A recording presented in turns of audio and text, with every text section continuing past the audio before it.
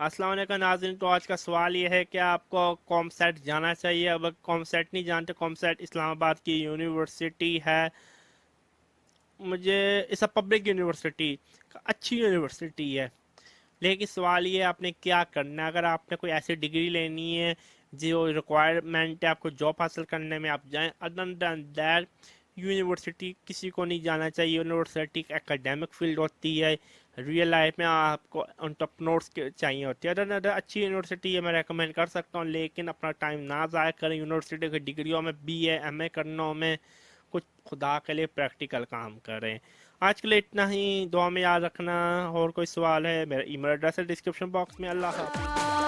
لست للفردوس